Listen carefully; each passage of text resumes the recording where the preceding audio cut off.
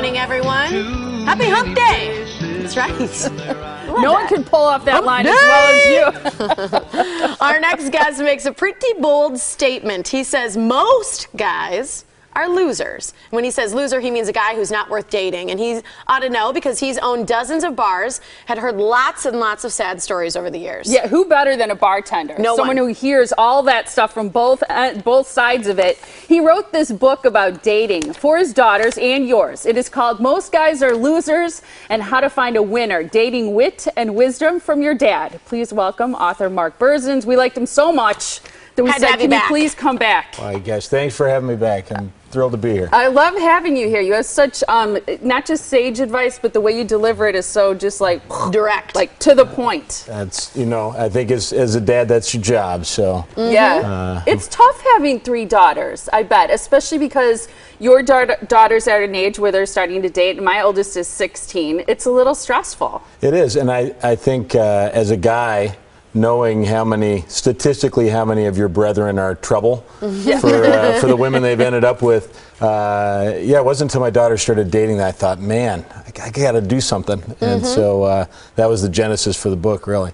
Well, I think nothing changes a man like having daughters, you know, in terms of just the way they view their friends and life and things like that. So it makes a lot of sense that you wrote this book. In fact, Molly and I both read the book. I've read it cover to cover. I think it's fantastic. I recommended it to a ton of fathers and their daughters this year at the Chinooks games because I just thought it was so great, even if they were a little young. What age do you usually tell people they should read a book like this? Well, my design on the book was really for heading out in the real world, sort of the college or whatever your post high school career is going to be, just because there's so many dangers that I think you're a little bit insulated from when you're living at home. You know, you usually have a curfew. Usually your parents are watching out for you getting home safe. And when you head out on your own, one of the real important lessons I think to learn early is how to keep yourself safe, especially in mixed company. So, well, you make this good point. It's kind of heartbreaking too, is that women, young women, go into the dating world and that part of their lives all filled with hope and kind of like anxiously looking forward to meeting great guys. And the reality is, most guys are losers. It's true, and it's unfortunate because young women today are so confident, and they're heading out brimming with confidence, and they're beautiful, and you're just so excited for them, that next chapter. But at the same time, they have to be careful. You know, statistically, you have your greatest chance of meeting your spouse when you head off to college, meeting your future mate. Very high statistical chance you'll meet your mate at college. They say you're looking for your MRS. Yeah, but also you've got a very high statistical chance, your highest statistical chance of being sexually assaulted. So you have to marry those two things. And so really my book covers a lot of, hey, be smart, be safe, be hopeful, but be smart and be safe. Yeah, and there are things you should always do and things you should never do. Let's kind of break down some of those, especially for college-age students who are going off to college, or even any female or male out there, things that you should always do when you're starting to date. Is there any tip that you say, this is it, this is what you should always do? You should always make sure that your friend, someone you can trust, knows where you are, knows where you're going. You should always have what I call a wing woman. Yes. I know wing woman has different connotations for men versus women, but as a gal, you ought to have a wing woman, someone you can trust, who's going to watch out for you. You're going to be out, you're going to be partying, you're going to be having a lot of fun, you're going to be probably drinking to excess more than a couple times in the coming years, and so you really need somebody that can pull you out of trouble. Make sure you always leave the party together. Make sure you don't drink and drive. Those sort of things. Well, and speaking of alcohol, you've owned so many different bars. You've heard so many different stories. Alcohol is a key component a lot of times to problems. Oh yeah, right? I mean, alcohol, both for men and for women, leads to a lot of problems. I think the sexual assault epidemic that you see on campus is not just because there's bad guys drinking and getting girls drunk, but even good guys sort of lose their sense of reason if they have enough to drink, and they make bad decisions. So there's a dangerous combo there, and I always say never. One of my nevers is never drink shots. Women, no reason for women to be drinking shots. Not ever. No, easy enough for them to get their fun on without throwing down shots. So you say always eat before you go out. Always eat, and I know for young women in particular, they're very concerned. Oh, I don't want to eat a bunch. I want to look my best. I want to do this, and you got to eat something because you're going to be drinking something later. of substance too. Yeah. Salad doesn't help you a whole lot. Exactly. You know? I want to do some true false in a second, but just really quick to recap, what makes a guy a loser? And when you define loser, it's someone who's not worth dating. What makes a guy a loser? Yeah, loser in the terms of the book is a relationship loser, and so guys might be at a loser point in their life where they're just, you don't want to be wasting your time on them. A guy could be a great guy as a friend, another guy's friend. He could seem cool, he could be charming. Most guys are very charming, but loser for the purposes of the book means a guy that you don't want to spend your time on because there are just way too many of them out there. Because they're abusive? Or they're cheaters, they're drinking too heavily, they're just unavailable. Yeah, I mean, there's especially in your young life, there's a lot of single guys out there, and a lot of them have a very different agenda than the young ladies might have, and so you really want to take some time, put the brakes on the relationship a little bit till you figure out that he's a good guy. And so that's really, when I say loser, you don't want to be the gal who ends up dating a guy who is abusive or dating a guy who just can't stay faithful, because that's going to doom your relationship. All right, here's your true false paddle. You know how that works, true right? False paddle. Yes, I do. All right, there we go. All right, we're going to start. There's such a thing as unconditional love. False. Why? You know, all love has to come with conditions. I mean, you have the right to expect your guy to be true to you. You have your right to your guy to love you, put you above everything else. There are conditions on it. I think when people say unconditional love, it's just not true. You have to have some basic conditions if you're going to be happy. Non-negotiables. Like non-negotiables. Men have one-track minds. That is true. What's their mind focused on? You know, we're all chasing you ladies for the same exact reason. And while we love watching football, everything else, that's pretty much where our agenda is. Okay. Everyone deserves a second chance. That's not true. Really? Yeah, I think there's this feeling, and I think there's this, hey, to forgive is divine sort of idea, and that's not true. You know, when you have a deal-breaking violation, when somebody really violates your trust, there's just no way that you're going to get over that. That's the foundation of a good relationship. It's so true. Don't buy the cow if you can get the milk for free. I think that's true. Really? I think there are plenty of guys who are just happy in their relationship, and if no intent on buying. No intent on buying. All right. Insist on a guy whose interests perfectly align with your own. No.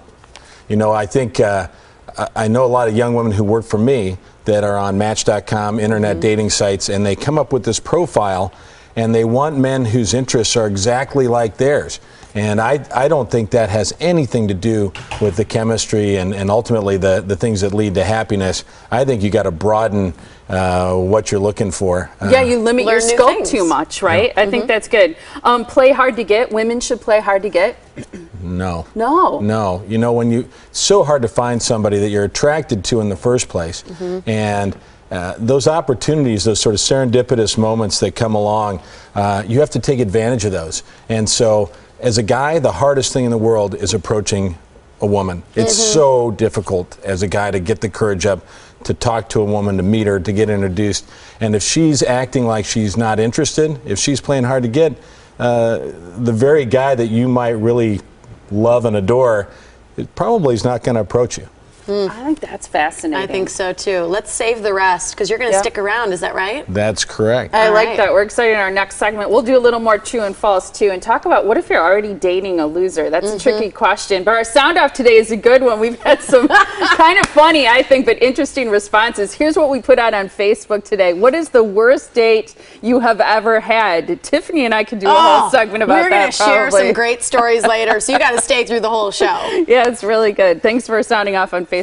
We look forward to reading your responses. And after the break, we asked Mark to stick around. We're going to have more dating advice coming up. And still ahead today, suggestions if you want to switch careers. Plus advice for those college grads who are still looking for a job when we come back. All right, here's a gift idea if you have a daughter headed off to college. It's a handbook about dating from a guy who's seen it all. It's called Most Men Are Losers and How to Find a Winner, Dating Wit and Wisdom from Your Dad. The author is not a psychologist or a therapist, but he has the experience of a relationship expert, in our opinion, because he's owned dozens of bars for more than 20 years, and we're excited that author Mark Berzins decided to stick around. Always great to see you. I love your dating advice. And one of the things I wonder about is we both had experiences where you have a friend, let's say, or let's say it's a daughter, or let's say you are dating a loser. I know that you probably are reluctant about this because you don't put yourself out there as a relationship expert, but what should you do if you're dating a loser? Oh my gosh, you know, one of the big tragedies, women are pretty forgiving, and women also don't like to be mean, generally speaking. Yeah. And I have a young lady who works for me. After I wrote the book, she read it, and she turns out she's dating one of the guys in the book, and I told her, I said, you got to get away from him, you got to dump him, and she said, I can't do that. I can't do that. It would devastate him. Yeah. She's worried about his feelings, and so she's not able to get away from the relationship. And so I think when you know someone like that, you know, maybe the book is something that's helpful because there's a tendency among your friends, your family, if you don't like somebody they're dating, your friends almost want to swing the other way, like the two of us against the world.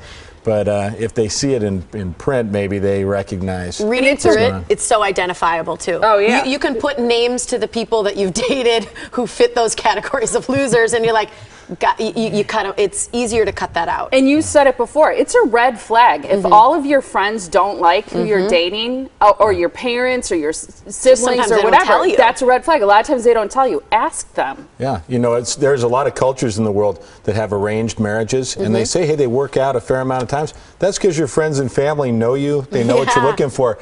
You know, you ought to heed the advice of the people that love you, and if they don't like the guy you're going out with, that's a huge red flag. I think so too. Do we want to go to the rest of our true and false? Okay, so here's some more true and false. Number 8, men have needs. False. That's false.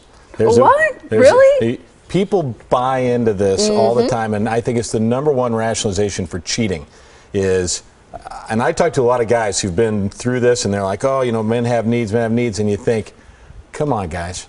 Any man will tell you, men have amazing imaginations. Right up here, we can imagine any scenario that we ever could want. And every guy I know has a hot shower at his house. They can scratch that itch in many ways that don't involve cheating, you know, or breaking that commitment. Yeah. So women have needs too, people. Exactly. Yeah, it's a choice. It's okay to sleep with him on the first date. Never. No, because there's a pretty simple thing that happens here. Women usually divide men into, I'm attracted to him, not attracted to him. And so if they're attracted to him, they think, hey, chemistry's there, I'm going to go for it. For guys, there's 3 categories of women. There's attracted, not attractive, and there's a big slice in the middle that I call, in the book I call doable, which is, hey, I'm here, I have the opportunity, I'm sleeping with her. But do you kind of think they'll sleep with all 3 of those categories? Depending on how much alcohol. Depending on how much alcohol is involved, that doable slice how many can time really in between the last doable when they met? Yeah, if he doesn't call back after you had a dynamite first date and you slept together, it's because you were in that category. So why doesn't he call back if you slept with them on the first date? That's usually why. That's why. Yeah, you were doable. Yep. You were doable. Oh, that's so bad. Okay. Yeah, I know. Next one, number 10. Jealousy is good. No. No. No. You don't need jealous. You don't need jealous. And in fact, you know, one of the losers in my book, one of the deal breakers, is the jealous and possessive guy. You have to have a guy who's confident that and trusts you, knows that you're not going anywhere. And so when you're jealous, when you get a guy who's really jealous, it means he's insecure. Yeah. And if you reassure him that you love him and that he's #1 and you're not going anywhere and he still behaves that way, it's not good. Yeah, you're going to be babysitting. So it's the behavior issue, how it continues. Yeah. I like this last one. Guys should be coachable. Yeah. That's true. And it's really surprising, just given the male ego, a lot of guys aren't coachable. And coachable about what? Like one thing. Coachable just means they listen to feedback and they learn from it. Like, I want you to call me more often or something like that. Because in today's age, I think so many young people are into texting. They won't ever call. If you say, I'd like it if you'd call me or whatever, they should call. Then he should call you. Yeah, it's coachable is one of those things that you would think any successful guy would have, but a lot of guys' ego gets in the way. And what you want is you want a guy who hears what you have to say, like, I like this or I didn't like that, and if he responds to it, he should learn from that. And that makes you happier over time. That makes him more successful as a partner over time. And so coachable is huge on my good guy list. I love how convicted you are about your answers. I think that's one of the things that makes you so credible. And the book is fantastic. I was getting my hair done when I was reading it. Every girl in the salon was like, can I see that? Can I? And guys were like, what? Giving it What's to my the niece. title? It's Most Guys Are Losers. If you go to Mark's website, it's mostguysarelosers.com. Not all guys are losers.com. Like that's our an important distinction. wrote in our script accidentally. It's mostguysarelosers.com. People can get a copy of the book by going to your website? They can, or it's available on Amazon.com, and I'd love to have them pick it up. All right, we've got our sound-off question on Facebook about worst date you've ever had. We want you to stick around. We'll read some of those a little bit later. Some of them are kind of funny. Thank you so much, Mark.